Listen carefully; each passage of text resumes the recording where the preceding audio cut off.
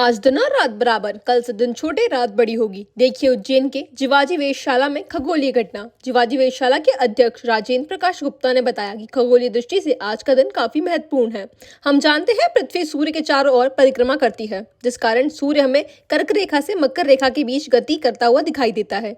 23 सितम्बर को सूर्य विपुक्ष रेखा पर होता है, जिससे दिन और रात बराबर होते हैं। 12 घंटे का दिन, 12 घंटे की रात।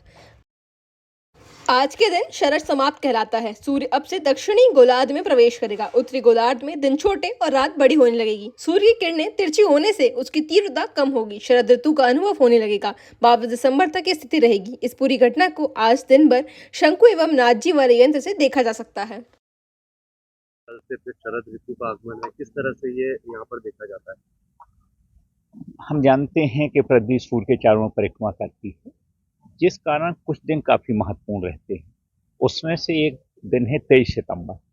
आज सूर्य विषुवत रेखा पर लंबवत है। विषुवत रेखा पर लंबवत होने के कारण दिन और रात बराबर हैं, क्योंकि दोनों गोलार्धों में बराबर बराबर धूप मिल रही है। अब आज के बाद सूर्य दक्षिणी गोलार्ध में प्रवेश कर जाएगा, जिससे उत्तरी गोलार्ध में दिन धीरे धीरे छोटे होने लगेंगे और रातें बड़ी होने लगेंगी, और एक क्रम 22 दिसंबर तक चलेगा। 22 दिसंबर तक उत्तरी गोलार्ध में सबसे छोटा दिन होगा। इस घटना को शरद संपात बोलते हैं, क्योंकि सूर्य जो क्रांति वृत्त में परिक्रमा करता है, तो आज विषुवत रेखा कर वो काटता है, तो वो कटान बिंदु शरद संपात कहलाता है, जिससे शरद ऋतु की शुरुआत मानी जाती है। इस घटना को वेधशाला में 2 यंत्रों के माध्यम से हम बहुत स्पष्ट रूप से देख सकते हैं। एक है शंकु यंत्र। हम देखेंगे कि जो शंकु की परछाई है वो पूरे दिन सीधी विषुवत रेखा पर गमन करती हुई हमको दिखाई देगी। दूसरा महत्वपूर्ण है नाड़ी वलय यंत्र। नाड़ी वलय यंत्र के अभी उत्तरी गोल भाग पर धूप थी, क्योंकि सूर्य उत्तरी गोलार्ध में था। आज सूर्य विषुवत रेखा पर है, तो हम देखेंगे कि उत्तरी और दक्षिणी किसी गोल भाग पर धूप नहीं है। और कल से 24 सितंबर से सूर्य दक्षिणी गोलार्ध में प्रवेश कर जाएगा, तो दक्षिण वाला हिस्सा प्रकाशित होना शुरू हो जाएगा, और ये पूरे 6 माह है। 20 मार्च तक ये स्थिति रहेगी। तो हम प्रत्यक्ष रूप से गोलार्ध परिवर्तन को नाड़ी वाले यंत्र से देख सकते हैं कि सूर्य हमारा उत्तरी गोलार्ध में था, उससे जाके वो दक्षिणी गोलार्ध में पहुंच गया है। धर्मनगरी उज्जैन में मंगलवार को अष्टमी के पावन अवसर पर वर्षों पुरानी परंपरा का निर्वहन करते हुए शिव माता की भव्य सवारी निकाली गई। शोभा यात्रा ने पूरे शहर को भक्ति और उल्लास से सराबोर कर दिया। ये धार्मिक यात्रा शाम 4 बजे श्री महाकालेश्वर मंदिर के सभा मंडप से शुरू हुई, जहां माता का विशेष पूजन अर्चन किया गया। इसके बाद पालकी में विराजमान श्री उमा माता का रजत विग्रह, मूल रथ पर सजे गरुड़ प्रतिमा और भगवान श्री महेश की मनमोहक झांकी शहर के प्रमुख मार्गों से होते हुए रामघाट की ओर बढ़ी।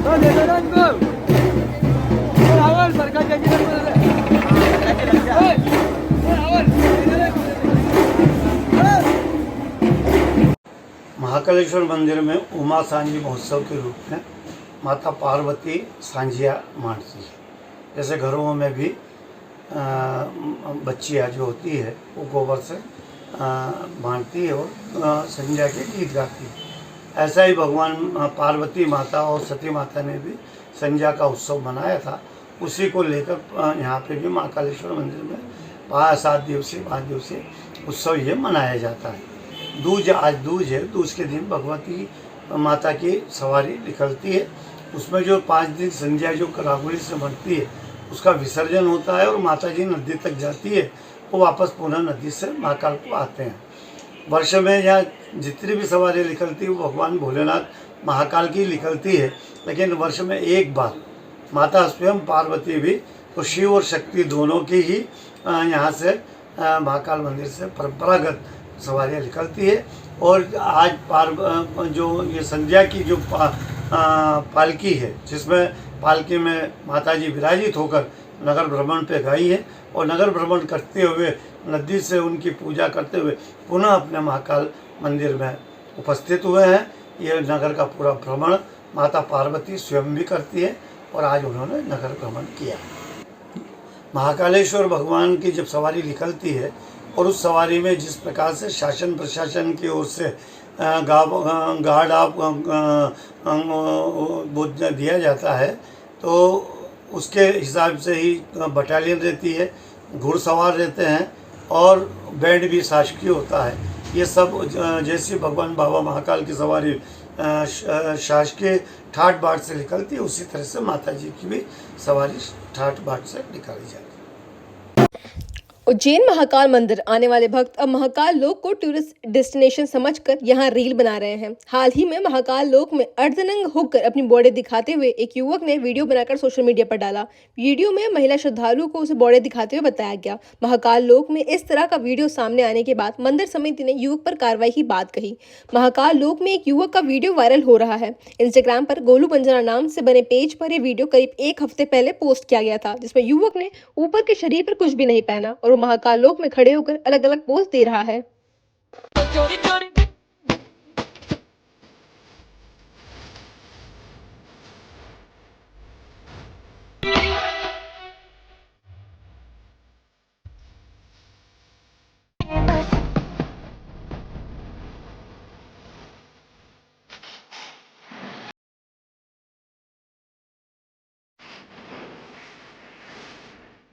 पूरा वीडियो देखने के लिए डाउनलोड करें दैनिक भास्कर ऐप।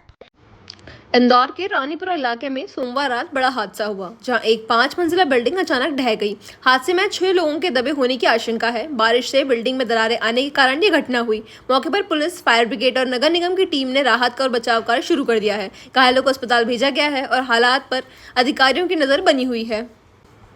इंदौर के रानीपुरा इलाके में सोमवार रात बड़ा हादसा हुआ, जहां एक 5 मंजिला बिल्डिंग अचानक ढह गई। हादसे में 6 लोगों के दबे होने की आशंका है। बारिश से बिल्डिंग में दरारें आने के कारण ये घटना हुई। मौके पर पुलिस, फायर ब्रिगेड और नगर निगम की टीम ने राहत और बचाव कार्य शुरू कर दिया है। घायलों को अस्पताल भेजा गया है और हालात पर अधिकारियों की नजर बनी हुई है। इंदौर के रानीपुरा इलाके में सोमवार रात बड़ा हादसा हुआ, जहां एक 5 मंजिला बिल्डिंग अचानक ढह गई। हादसे में 6 लोगों के दबे होने की आशंका है। बारिश से बिल्डिंग में दरारें आने के कारण ये घटना हुई। मौके पर पुलिस, फायर ब्रिगेड और नगर निगम की टीम। महाकाल की नगरी उज्जैन में भैरव पर्वत पर स्थित गढ़कालिका मंदिर, जहां पांडवों की आस्था, कालिदास की भक्ति और मां के 9 रूपों का दिव्य संगम होता है। महाकालेश्वर मंदिर की नगरी उज्जैन, जहां आस्था के अनगिनत केंद्र हैं, यहां स्थित हरसिद्धि माता मंदिर को तो शक्तिपीठ का दर्ज प्राप्त है। मान्यता है कि इसी पावन नगरी में मां सती की ओट भी गिरे थे। इसी परंपरा में एक और प्रमुख शक्ति स्थल गढ़कालिका मंदिर है, जिसे आस्था और इतिहास दोनों का संगम माना जाता है।